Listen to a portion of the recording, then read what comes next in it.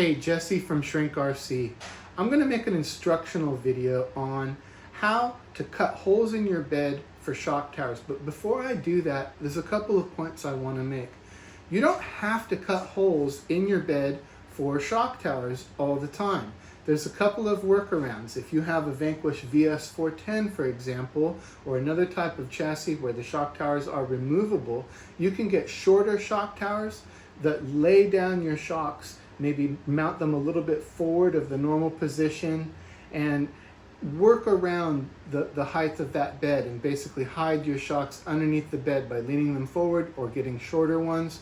Now, if you have a VRD, it gets a little bit more complicated because on the VRD, those rear shock towers are integrated into the frame. Now, you can still cut those off and do that same sort of solution, but if you want to keep the maximum performance of your rear shocks, in other words, leaving them full length and letting them still be more or less vertical, then you're going to want to leave that frame untouched. Now, what that means is if you're going to use a stock VRD frame and you're not going to cut it, well, now you do have to cut holes in the bed. So for any application, I do get asked pretty often, how do I go about making clean holes in the bed? And so I'm going to do sort of a step-by-step on how I go about doing that. Here's an example of a bed that I've already done, and I wouldn't call these the cleanest holes I've ever done, but they're pretty clean, and a good example of what you can achieve without too much work. Okay, so I've made some changes. Now, this body, along with the 4Runner and the extra cab, they can fit about a 3.9 tire without doing any trimming. They can fit about a 4.19 tire if you trim around 5 millimeters off the fender opening. Now, if you have a stance or a carbon, in other words, if you have portals, that starts to push the front wheels forward a little bit more, and that does give you room for a bigger tire. So, you know, this all depends on how you set everything up, what your ride height is, whether you have portals or not. Things like that are all going to affect this. And the other thing about this is I've already changed out these rear links because I was running that Mojave 2-door body on here. So I've already shortened this wheelbase, and that's the same wheelbase as the 85 single cab. It's also the same wheelbase as the 4Runner. There are instructions on shrinkrc.com for adjusting your wheelbase for any of these bodies. For all the short wheelbase bodies, what you're usually doing is changing out all 4 of the rear links, and the front links don't change. For the long wheelbase bodies, and that's like the Scottsdale and the extra cab, usually the only difference is you're going to just add a little bit longer rod end to the rear links. And the reason that happens is because those bodies actually have a longer wheelbase than 12.3, even though they say they're 12.3. They're a little bit longer, and that's why I set up those bodies again where you don't change the front links and the front tires are going to line up to the front wheel, and you're just going to lengthen the rear links a little bit with longer rod ends. And again, if you have portals, that changes a little bit because portals kick the front wheels forward a few millimeters. So all these variables need to be taken into consideration when you're doing these builds. So what we have here is a straight axle VRD, got the 85 single cab.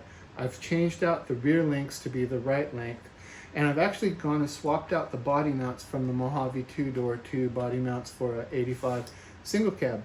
Now, almost all of our body mounts are different depending on which body. I'll tell you a secret, the single cab is actually the same as a 4Runner, but the Mojave 2-door is a lot narrower.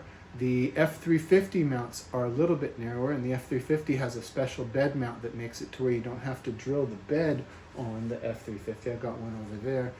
And then if you've got an extra cab, of course the mounts are longer because these holes get spread out further, and if you have a Scottsdale, they're wider.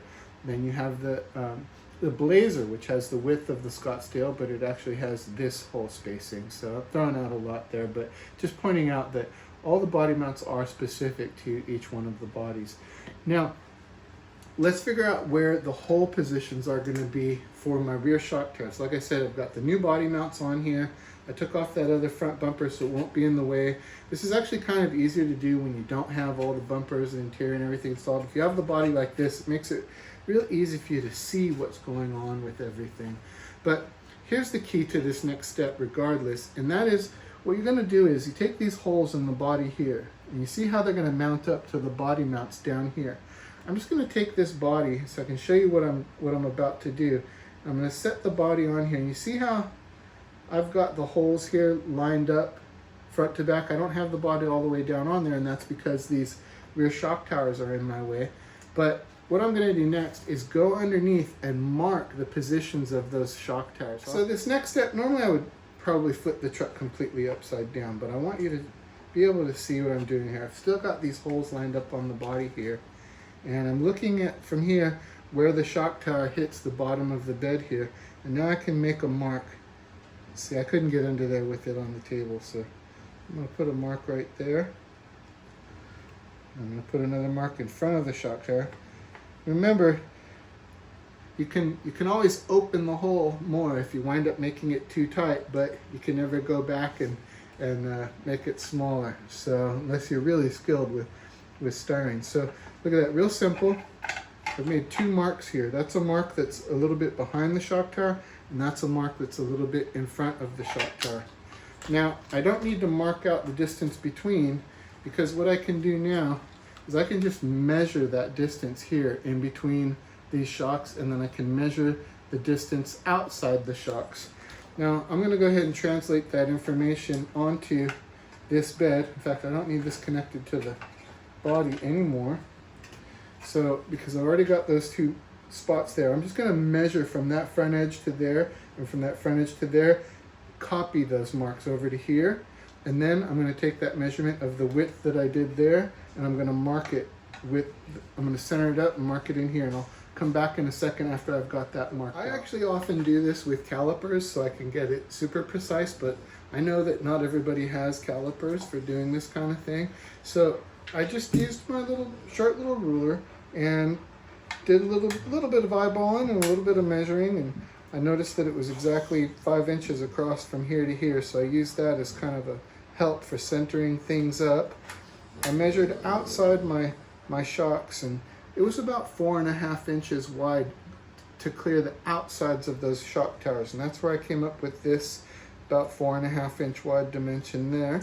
And then in between them looked like it was going to be around 2.25 inches, a little less, and so eyeballed a little bit and double checked a couple things, and I can go like this and make sure I'm consistent on each side. I can see there I'm at that and that, and I can come over here and see I'm at that and that. So, and that all looks pretty straight to me, and just got it marked out with a Sharpie. Now you can tape that out. Like I said, you can do it with calipers. In fact, if you are going to do it with calipers, let me show you a quick little trick of how clean you can get it when you do use calipers. I'll just cheat on this one edge. So I went ahead and looked at where my mark was, and I set my calipers using, there's a little kind of thumb screw here that you can set. And watch this. Now I can take my calipers and drag them along that edge, and that gives me a perfectly even line going from, you can see my Sharpie mark was actually pretty good where I had it. But I'm just dragging it along this edge, and that cuts it out. People go, oh, you're going to hurt your calipers, whatever. And now these are an expensive set of calipers. I've had these calipers for more than 20 years, probably getting close to 30 years that I've had these. And use it on a soft piece of plastic like this, and you're not going to hurt anything. So we've got this all marked out. Time for the next step. Okay, I'm not actually going to film myself doing this next step because I'm going to go outside to do it. It's going to make a little bit of a mess. You won't be able to hear what I'm saying, and it's really hard to hold the camera and do this one at the same time. So let me just kind of pantomime for you how this is going to go. I've got a fiberglass reinforced bit on my Dremel here. This is I don't know, it's called a Dremel, it's a 300 or a 3000. Model 300, but these are now Model 3000, something like that. And the key when you pick out a Dremel is just get one with variable speed on it. I think all the Dremel brand ones are powerful enough. You don't have to buy the most powerful one. In fact, the more powerful they get, kind of the more bulky they get. So just get a basic Dremel, but make sure it has a variable speed. And when you set your speed, what I like to sort of think about this when setting the speed is I put it close to the middle, almost to the middle, and you'll get a feel for this after a while. But if you've got your speed set too low, your bits, you're gonna bounce on the plastic. When you go to touch it, it's gonna go thunk, thunk, thunk, thunk, and it's gonna bounce on it. If it's bouncing on it, it's because you've probably got your speed set too low. Now, on the other hand, if you set your speed too high, you'll notice that instead of cutting the plastic, you're melting the plastic. And if you're melting the plastic, it's because you're burning that plastic with friction instead of cutting it. And so your speed is a little bit too high. You can turn it down a little bit. You just want it fast enough that it doesn't bounce, but not so fast that it's actually melting and burning the plastic as it cuts. And I'm gonna go ahead and take this outside now. I'm gonna basically, what I'm gonna do is I'm not gonna cut to the line. If you cut right to the line and you go a little bit too far, well, now you just screwed it up.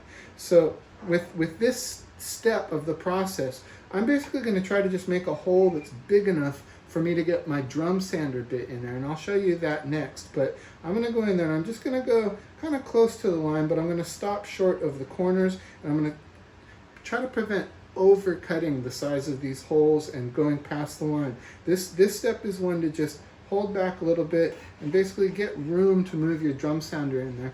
And the drum sander is the one that we're going to use to get close up to all of those edges. Okay, so you can see here where I did not go all the way to the line. I left a little bit there to come back and clean up.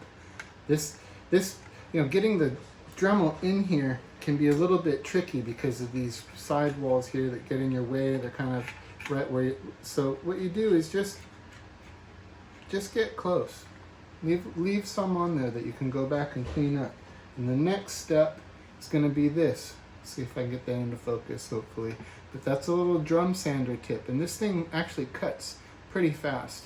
And so what I'm going to do now is go back out there and guide it and just carefully grind away around this opening until I get pretty close to those lines, and maybe even touch them a little bit. But then there's one more trick after that.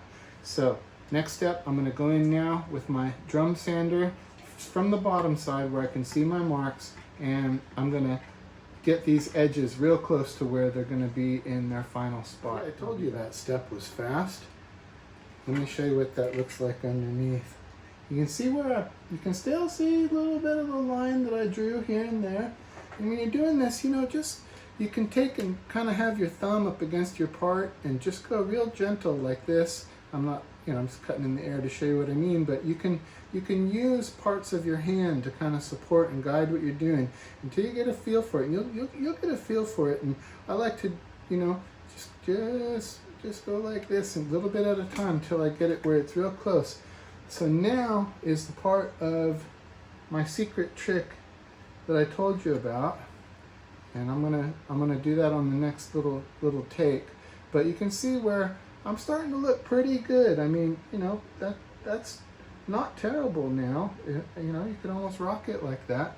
But we're gonna do one more final step that's gonna clean that up even better. Okay, now for the secret weapon that I told you about, the hand file. This one's called a Tamiya hard-coated file Pro.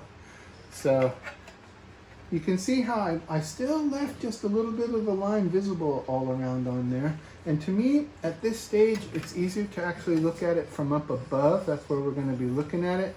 And I can look for kind of uneven edges, and I can look to see how well this edge lines up with the natural lines that are in the sides of the bed. And so now at this stage, I'm going to just come over here. Hopefully you can see me from there a little bit and follow my madness. And this file cuts pretty quick. And I'm just going to go through and I'm going to even this out like this. I'm actually going to take this outside to make a mess out there. And I'm just going to go through and eyeball all this and even up all of these edges until I like the way it looks. And we'll come back and we'll do a test fit. So I went through and I touched up all the edges with my hand file. I think I got pretty clean cuts going on there now. Let's see what it looks like from this side. And it's time for the moment of truth. Let's see what happens when I go to bolt this guy up. See how I did. I'm gonna line this up on the body mounts here. Well, looking pretty good right now. little 4-volt electric screwdriver. Don't use some big old 8-volt or big full-on drill to do this, or you're gonna screw up your body mounts. Get yourself a nice one like this, or just use the hand tool. And when you put this in there, don't tighten it like you're using an impact wrench. See how I just stopped when it just gently caught on there? There we go. Okay.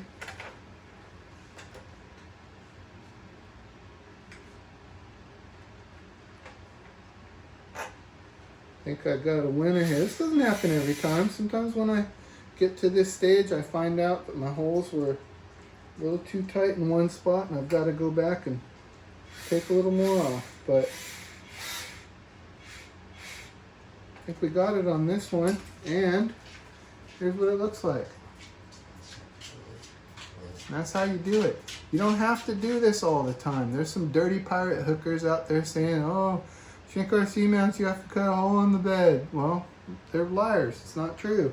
It depends on how you want to go about it. If it's a VS410 or something like that, you can take the shock towers off, lower the shocks down. If you have a VRD even, you can cut these towers off, and you can actually cut these ones off, and if you do it right, you can reposition it a little bit lower on the frame and screw it right back on. You don't even have to buy a new part.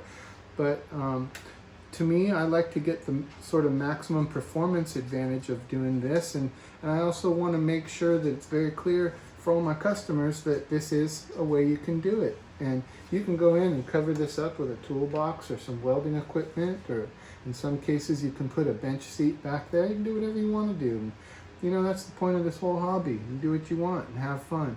So here we are, all mounted up. I think that I'm probably going to go through and trim this area of the firewall here where it's contacting these front shock towers. I can go in and trim away a little bit of that, a little bit of that right there. And if I've got my memory right, the interior won't need any trimming for the VRD. It does for the VS410, but it doesn't on the VRD. And if it does, it's just a tiny little bit of it. So on to the next step. Thanks for watching. Anybody happen to notice how I have these wires which connect to my LiPo battery connecting to my shaft that goes to my spur gear? That is very stupid. Very, very stupid. Don't do that. I'm gonna go ahead and connect this a different way. I didn't run this truck very long like that, but man, that is dumb. These posts don't move, but that one spins, and turning up against those wires, boy, that's a whole lot of problems waiting to happen. Don't do that. And if you caught that, good on you. Thanks.